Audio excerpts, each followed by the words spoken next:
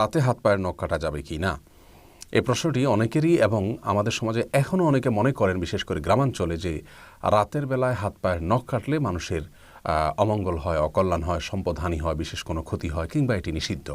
মূলত কোরআন হাদিসের কোথাও রাতের বেলায় হাত পায়ের নখ কাটা কিংবা গোপ ছোট করা কিংবা চুল কাটা কিংবা ঘর ঝাড়ু দেওয়া কিংবা খাবার শেষে প্লেট ধুয়ে সে পানি বাহিরে ফেলা ইত্যাদি, অথবা কোনো গাছের পাতা ইত্যাদি ছেঁড়া, ফসল ইত্যাদি ছেঁড়া রাতের বেলায়, এগুলোকে কোরআন হাদিসের কোথাও নিষেধ করা হয়নি। আর কোরআন হাদিসে কোনো কিছুকে নিষিদ্ধ না করা হলে সেটিকে নিষিদ্ধ বা অমঙ্গলের মনে করাটা এটি কুসংস্কার এবং এক ধরনের শিরকি বিশ্বাস, যা থেকে আমাদের বেঁচে থাকতে হবে।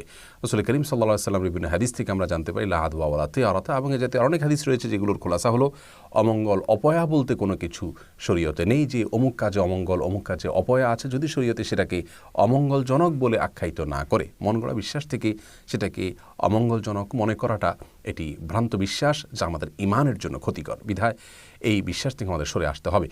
অনেক হিন্দুরা মনে করেন, বিভিন্ন ব্লগে আমি দেখেছি যে তাদের ধারণা মতে লক্ষ্মী সন্ধ্যাবেলায় বাসা বাড়িতে বাড়িতে যান, তাদের দেবতা, এবং ওই সময় কেউ হাতের নখ কাটলে বা কোনো কিছু পরিষ্কার করলে, ময়লা ইত্যাদি শরীরে এগুলো পরিচ্ছন্ন করতে গেলে, বিশেষ করে হাত পায়ের নখটক ইত্যাদি কাটতে গেলে তিনি রুষ্ট হয়ে যান এবং তাতে সম্পদের ক্ষতি হয়। এটা হিন্দুদের শিরকপূর্ণ বিশ্বাস, যা একজন মুসলিম কোনো অবস্থাতেই ধারণ বা লালন করতে পারেন না।